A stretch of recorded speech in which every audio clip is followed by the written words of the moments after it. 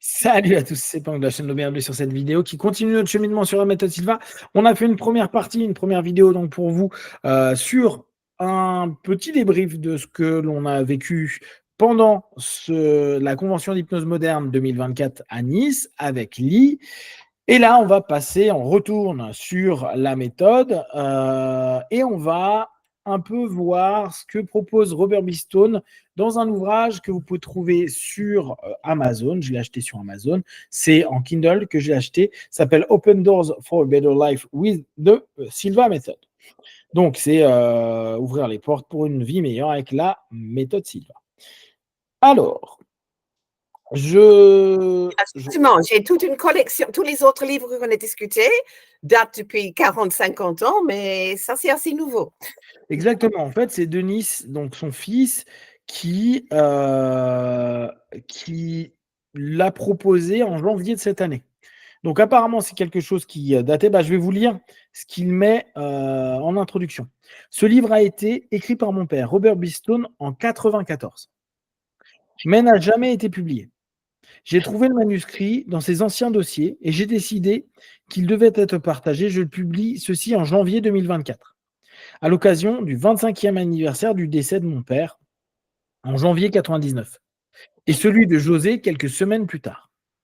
J'espère que ce livre aidera beaucoup de gens à ouvrir les portes d'une vie meilleure. Il n'y a pas de meilleure façon de célébrer la vie et la contribution de Robert B. Stone et de José Silva, Denis Stone.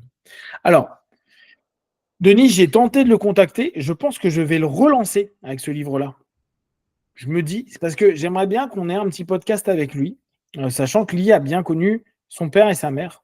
Et je pense que ça pourrait être sympa. Tu l'as connu, Denis, jeune ou pas du tout? Non, jamais. Non, parce qu'ils sont venus justement faire des cours de voyage. Ils n'ont pas apporté leur famille avec eux. Ouais, logique. Oui. Donc la femme, justement, Lola, était vraiment une personnalité dans son propre droit. tu m'avais dit, ouais. C'est pour ça, je pense que ça pourrait être sympa de l'avoir, ou en tout cas de pouvoir échanger avec lui sur la méthode, si lui l'utilise, qu'est-ce que ça a été d'être le fils de Robert, parce que bon, ça doit être aussi particulier d'être le fils de quelqu'un, tu vois. Un petit peu comme on a pu voir avec les enfants de José, c'est pas toujours simple, hein, comme nous le disait Laura. Alors, dans un premier temps, il revient sur le principe de stress, ce qui est assez normal, hein, c'est le chapitre 1. Voilà un élément que j'avais trouvé intéressant. Le stress ne s'annonce pas de lui-même. Si vous êtes soumis à un stress intense ou prolongé, aucune cloche ne sonne, aucune sirène ne se déclenche. Je trouve que cette partie-là, elle est intéressante parce que c'est vrai que on se dit stressé, mais la plupart du temps, on ne ressent pas le stress. On va ressentir des conséquences du stress, avec peut-être une tension physique, peut-être avec de l'agacement, de l'énervement, avec des émotions qui montent. Mais le stress en tant que tel, il y en a plein, ils ne le sentent pas. C'est un certain niveau et une constance de stress qui amène un ensemble de symptômes. Mais il y a des moments, ils vont dire, mais je ne suis pas stressé. Et je trouve que cette notion-là, elle est pertinente parce que beaucoup de personnes ne repèrent pas qu'elles sont en stress. Et tu l'avais fait remarquer avec justement les premières fois que les personnes font le travail sur l'entrée en alpha, aller et se diriger vers l'alpha. Il y a cette notion-là où certains vont dire, waouh, d'un coup, ils se sentent se relâcher. Oui. Ce qui est quand même assez marquant parce que tu vois, comment tu peux aider des gens qui ne se rendent pas compte qu'ils sont stressés? Mais normalement, ils ne vont pas rester trop longtemps comme ça sans avoir quand même des séquelles physiques. Ouais, Est-ce qu'ils savent justement que les séquelles physiques sont dues au stress? C'est ça. Exactement. Sinon, ils vont aller chercher des médicaments et encore avoir des problèmes d'effets secondaires, dépendance, etc.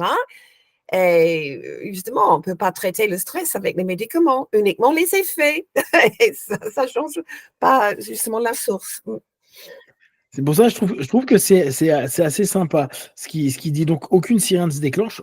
Au lieu de cela, les nerfs s'épuisent, la pression artérielle augmente, les organes fonctionnent mal et le système immunitaire vous offre moins de protection contre les maladies. Et je trouve que c'est vrai que tu ne te rends pas toujours. Quoi, tu vois, la pression artérielle, il y en a plein qui ne s'en rendent pas compte qu'ils en ont. les organes fonctionnent mal. Bon, moi, ça, tu peux assez rapidement t'en rendre compte si tu commences à souffrir de quelque chose. Système immunitaire, là encore, tu sais pas. Tu peux dire, en ce moment, j'enchaîne les rhumes, j'ai pas de chance. Ouais, mais tu ne dis pas forcément, tiens, le stress a diminué mon système immunitaire. Donc, je trouve que c'est cette introduction, cette mise en avant du stress, parce que Lee, dans le cours, elle nous dit, voilà, il y a deux types de stress, eustress, distress, etc. C'est très intéressant. Mais c'est vrai qu'on a tellement admis que le stress il existe et il est perceptible, qu'on oublie de se dire que peut-être le stress pour beaucoup de personnes n'est même pas perçu. Et parfois, il est perçu quand il y a déjà des symptômes qui sont trop pesants. Et il est déjà, ça fait déjà un bon moment et on s'est déjà beaucoup abîmé avec ça. Donc, prendre conscience qu'on est peut-être stressé même quand on dit qu'on ne l'est pas, peut-être une bonne chose. Et là encore, se dire, même si je n'ai pas l'air stressé, je fais au moins une fois par jour un petit quart d'heure une méditation, ça peut être une bonne chose pour, de façon générale, se sentir bien. Et hop, toujours sur cette idée-là. Et alors, ce qui est cool, c'est que dans ce livre-là, ce que j'aime bien, c'est qu'il explique la méthode Silva sans dire tout ce qu'il y a dans la méthode Silva. Il tente de populariser, de simplifier les éléments. Fondamentalement, il existe deux approches. Ah oui, ça, j'avais trouvé ça très intéressant. Il existe deux approches de la relaxation, orientale et occidentale. Les méthodes orientales comprennent des actions telles que la respiration contrôlée, le fait de regarder une bougie et de contempler Bouddha ou Lao Tse.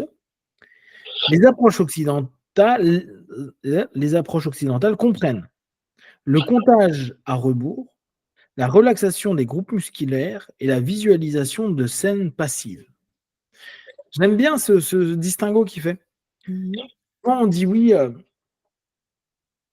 c'est de la méditation, c'est de la relaxation, c'est de la visualisation, on le fait, que ce soit en Orient ou en Occident, oui, mais pas avec les mêmes process. D'un côté, respiration, focalisation sur une bougie ou contemplation. De l'autre côté, comptage, relaxation musculaire, visualisation de scènes passives. On retrouve les mêmes concepts, mais on voit qu'elles sont enseignées différemment.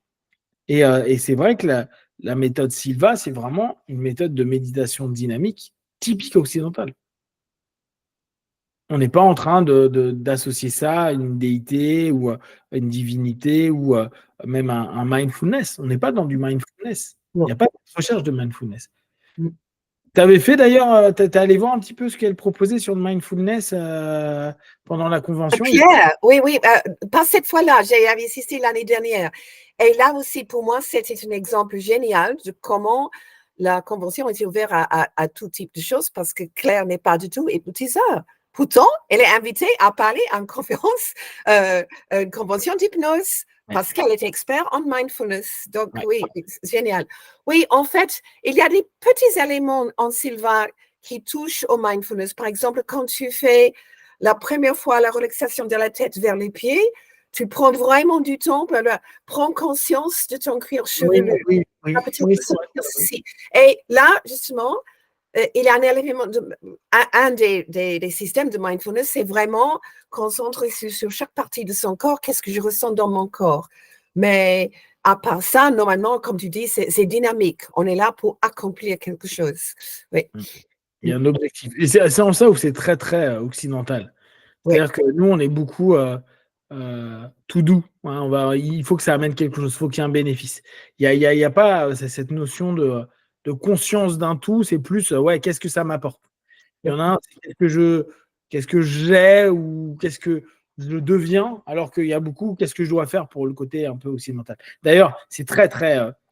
Silva, il le dit bien, hein, on utilise la méthode pour trouver des solutions. C'est pas juste pour faire, je fais la méthode. Non, qu'est-ce que tu vas obtenir en faisant ça? Il se passe quoi?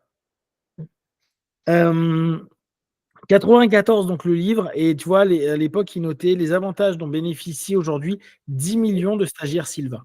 En 94, il devait y avoir 10 millions de personnes qui s'étaient instruites à la méthode Silva. 10 millions, ça fait un paquet. Hein. Oui, ça fait un paquet.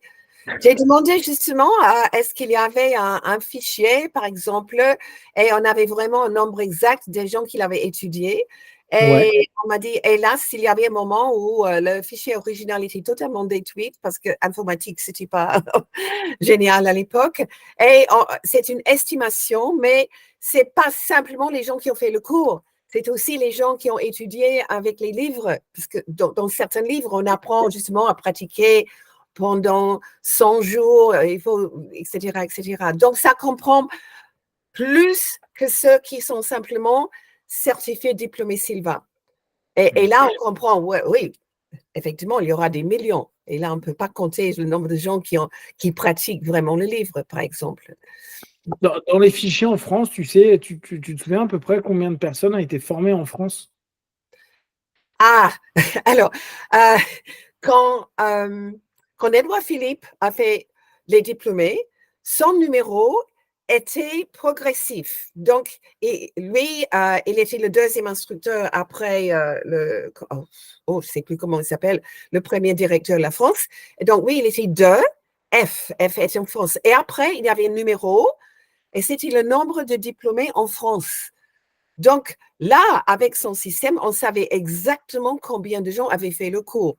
Alors, moi, j'ai pris un système qu'on utilise plutôt dans la version espagnole, c'est-à-dire c'est l'année, c'est le mois et c'est le nombre de personnes dans le cours.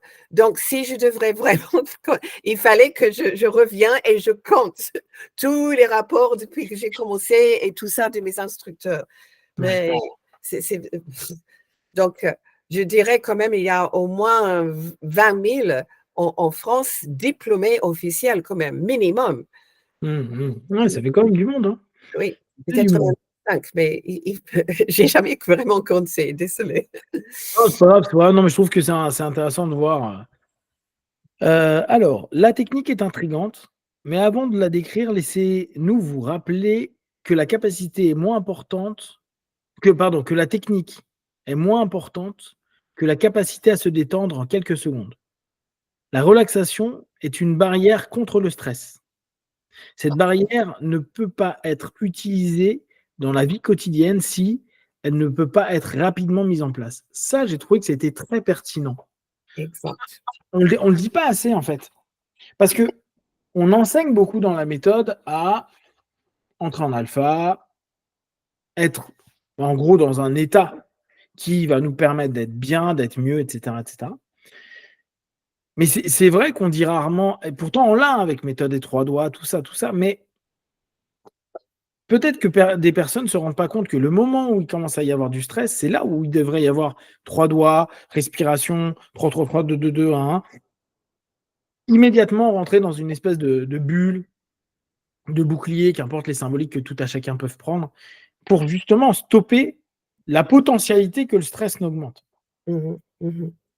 Et ça, c'est vrai on sait qu'on a le moyen de se déstresser, mais on a rarement la prise de conscience de se dire: «Je ne dois pas faire en sorte que le stress se développe». Et ce principe de mur, je l'ai trouvé assez pertinent, avec cette notion, cette barrière, parce que c'est pas mur qui dit barrière. Qu'est-ce que tu en penses, toi?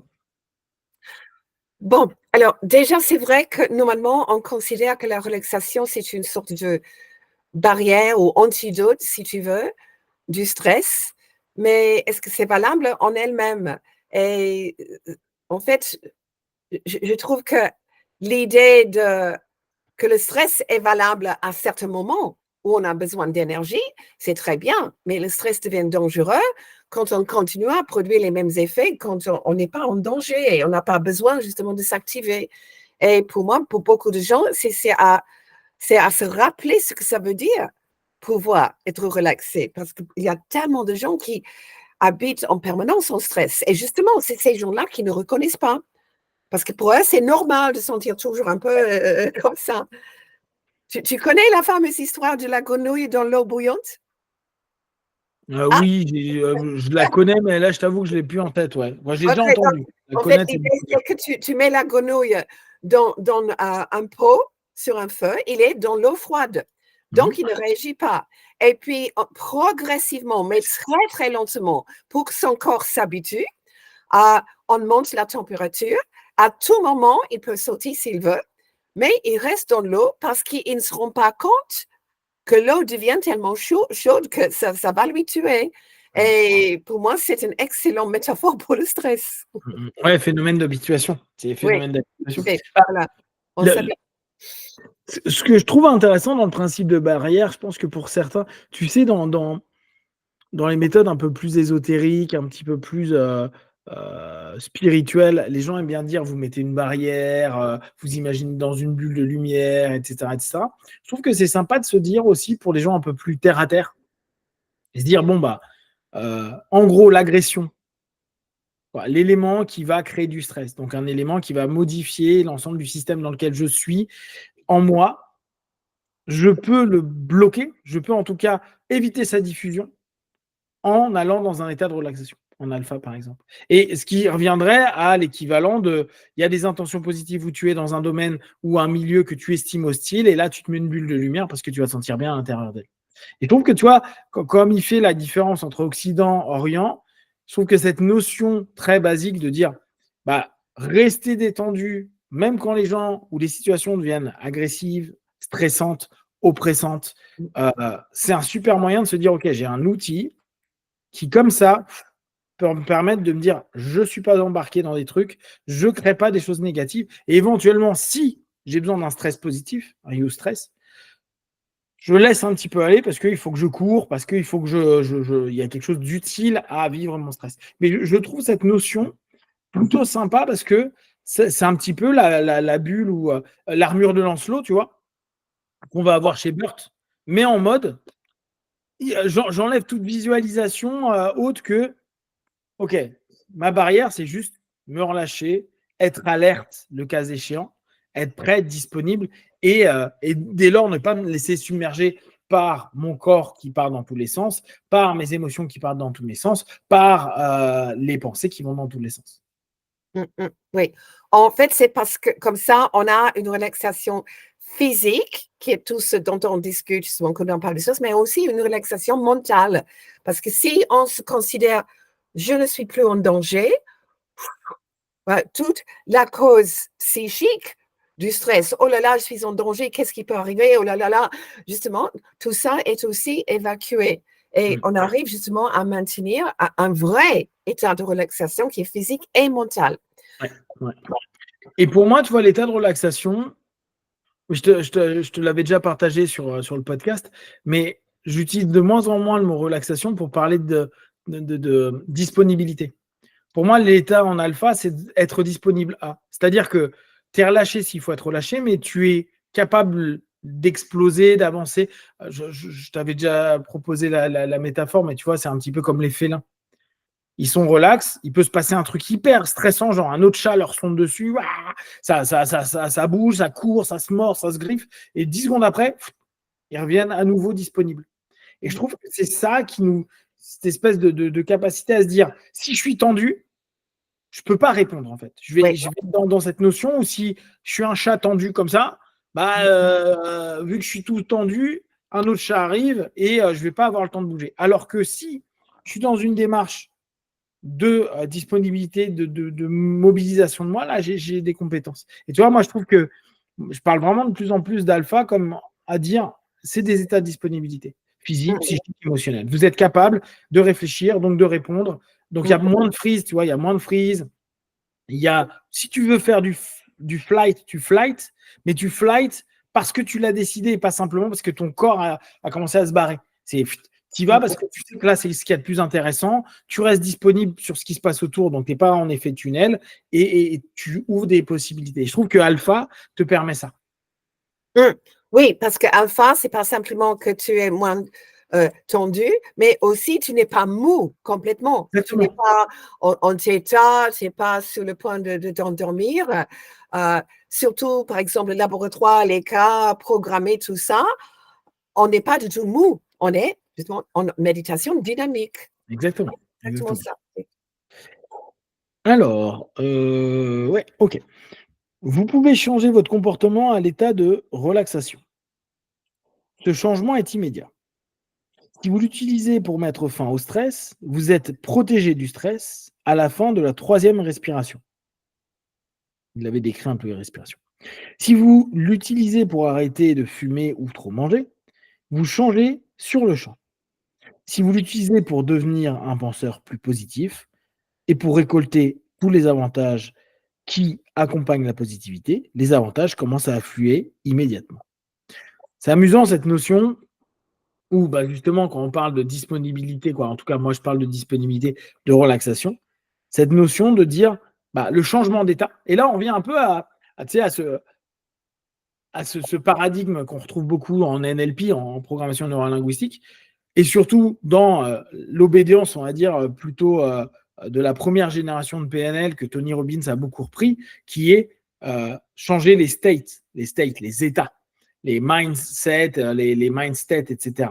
Changer ces states rapidement. Je change d'un état à un autre. J'utilise ma méditation dynamique, mon alpha, pour changer rapidement. Je suis stressé, je tente de déstresser. Je veux prendre une clope, je me mets en alpha pour limiter le temps. Alors, on sait que ça dure quelques secondes, voire une petite minute, le désir, l'envie hyper fort. Après, si déjà on n'est plus attiré par la prendre tout de suite et qu'on peut tenir, et ça, c'était, tu l'expliquais très bien, cette notion de pouvoir faire reculer l'échéance de prendre ton biscuit ou tirer sur ta cigarette, c'est déjà ça de gagner et ça donne de plus en plus de compétences, de retrouver du pouvoir, de la capacité, etc. etc. Donc, c'est cette possibilité de, on prend son idée de barrière ou cette notion de switch d'état, il est vraiment intéressant et j'aime bien comment il l'amène. Il l'amène petit à petit cet état comme quelque chose qui va apporter plein de bénéfices aux personnes qui vont exploiter la méthode. Je trouve ça très pertinent. Hop. Là, hop. Alors, ici. Les effets du stress, des émotions et de la personnalité sur les maladies associées au système immunitaire sont appelés psycho-immunologie. L'immunopsychiatrie se concentre sur les anomalies immunologiques associées aux maladies mentales. L'immunoneurologie a pour principal axe les effets des facteurs immunitaires sur le système nerveux central. La neuroimmunorégulation est le contrôle de l'immunité par le système nerveux central. J'ai trouvé que c'était intéressant parce que ça, on n'en parle pas beaucoup. Cette notion liée à psycho-immunologie, etc., tout le rapport. On sait que plus on est stressé, plus notre système immunitaire il diminue. En tout cas, il peut rentrer dans des phases compliquées. Par contre, on sait aussi que plus on arrive à se détendre, se relâcher, se relaxer, etc., plus on peut potentiellement remonter notre système immunitaire. Alors bien sûr, il y a des moments, il nous faut des compléments. Tout ne se fait pas qu'avec la pensée non plus. Mais si déjà on enlève un ensemble de stress, on peut donner un peu plus d'énergie pour que le corps reprenne quelque chose de positif. Bon, ça, c'était un petit élément, mais je trouve que c'est des éléments dont on ne parle pas forcément beaucoup. Il n'est pas nécessaire d'attendre la réponse et de subir les dommages du stress et de succomber avant l'heure. La relaxation arrête le stress. En arrêtant le stress, il stoppe le processus de vieillissement. Bon, c'est un raccourci, mais globalement, là, il est vraiment en train de vendre le relaxez-vous, les gars. Vous allez voir, la méthode Silva vous permet de vous relaxer. Et c'est assez marrant. Peut-être. Ok, là. Ouais, après j'en ai encore quelques-unes. J'en prends une ou deux. Hop. Alors. Je ne sais plus là où on était. On a changé de chapitre. Mais moralité, en délimitant votre système de croyances et en obtenant de meilleurs résultats, vous aidez les autres à le faire d'eux-mêmes, à faire d'eux-mêmes. Mais n'attendez pas que les autres vous éclairent. Commencez par vous-même et commencez par votre croyance en qui vous êtes vraiment. Je trouve que ça, c'est intéressant. On a cette chance dans la méthode, je trouve, de beaucoup penser à l'autre. Les cas, par exemple. On va faire des méditations pour les groupes. On va faire plein de choses en commun. Mais je trouve que cette notion de ramener aussi à tout à chacun est quelque chose d'intéressant. De se dire, c'est aussi vous qui devez être responsable de vos croyances et pas attendre que le groupe fasse quelque chose pour vous. Vous pouvez être un élément moteur du groupe, vous pouvez utiliser cette énergie de groupe, mais il ne faut pas que vous soyez dépendant d'eux. Et on peut avoir parfois un peu cette notion-là. Tu sais, il y a des moments, c'est ce que je me demandais sur s'il vous plaît, vous pouvez méditer sur moi pour tel ou tel truc et me dire, ouais, mais toi, quelle est l'énergie que tu mets toi-même pour avancer sur ton pathos? Est-ce que tu attends que ce soit les autres qui, au travers de prières, de méditation, de visualisation, de tout ce que vous voulez, te fassent obtenir un mieux-être? Ou est-ce que toi-même, tu gères déjà le truc et ça, c'est des suppléments et des compléments? Toi, comment tu perçois ça, cette notion-là? Est-ce que tu as l'impression que souvent les gens deviennent passifs en demandant aux autres ou tu les vois souvent être aussi actifs? C'est intéressant parce que la plupart des gens qui disent oh là là, je souffre, est-ce que tu peux programmer pour moi? Sont des gens qui n'ont pas encore fait le cours. Ils ont lu le livre ou ils ont entendu ah, mais il faut que tu programmes pour moi, je crois que ça peut. Mais ils ne croient pas qu'ils peuvent faire pour eux-mêmes. Pendant que les diplômés, Sylvain, qui me demandent de l'aide, c'est juste ça, un peu d'aide. Justement, moi, je programme, mais je me rends compte que je suis stressée, je suis dedans, est-ce que tu peux m'aider? Parce que justement, et c'est pour ça aussi qu'on a des groupes de guérison en des groupes de correction mentale en Sylvain, parce qu'on sait que oui, il y a un effet de groupe, mais c'est normalement, on insiste que la personne, justement, ne soit pas passif, mais elle initie elle-même et nous, on est là pour aider l'énergie, pour renforcer. Voilà, Ouais. c'est tout. Moi, je trouve parfois un peu.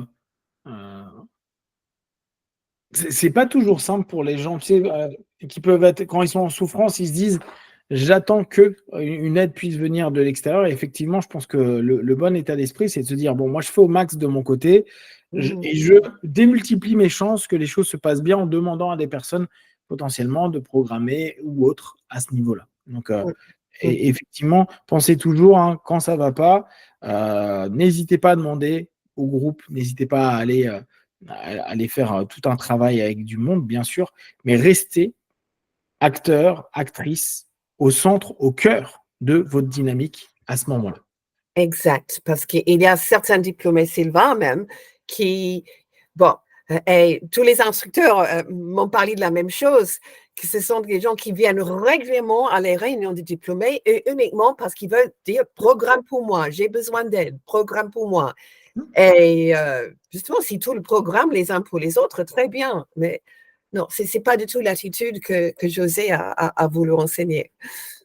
L'idée, hein, c'est toujours d'être autonome, hein, et là encore, on revient souvent dessus, mais justement, un des points clés de la méthode, c'est que, et on en avait parlé quand on avait parlé de méthode Silva, secte ou pas, c'est de dire, non, mais vous pouvez faire tout seul, vous n'avez pas besoin des autres. On crée des groupes parce que il y a des ententes, parce qu'il y a des attentes positives et communes, mais vous pouvez apprendre le système et juste travailler par vous-même pour vous-même.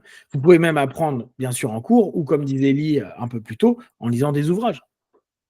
Il n'y a pas besoin de rentrer dans quoi que ce soit. Donc, cette notion d'autonomie et d'indépendance, elle est vraiment au cœur du cheminement de la méthode. Oui. On va s'arrêter là pour aujourd'hui. On a déjà fini la deuxième partie. Oui. On reprendra semaine prochaine. T'es dispo semaine pro? La semaine prochaine, c'est quelle date? Je crois que oui. Bonne question. Si on n'est pas encore. Ouais, moi, je serai partie pour le 9 mai pour une hypnovision, mais la semaine prochaine, c'est bon, oui. Oui, Ouais, oui. la semaine prochaine, on est le 2. La semaine. Oui. Excellent. Ok, donc vous nous retrouverez la semaine prochaine. Si vous avez des questions et des remarques sur les sujets qu'on a partagés, n'hésitez pas à le faire sur Facebook, YouTube. Comme d'habitude, tout ce que l'on propose, ne prenez que ce qui est bon et juste pour vous tester, observer, analyser et concluer. Merci Lee, à très vite. Merci, Punk. À la semaine prochaine. Bye. Bye.